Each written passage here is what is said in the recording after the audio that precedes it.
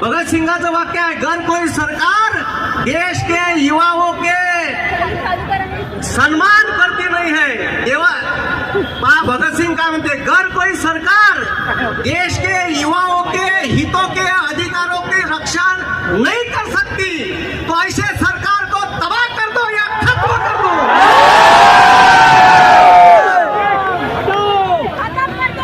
आणि लक्षात ठेवा म्हणा, सत्तेत बसणाऱ्या चोराईनो,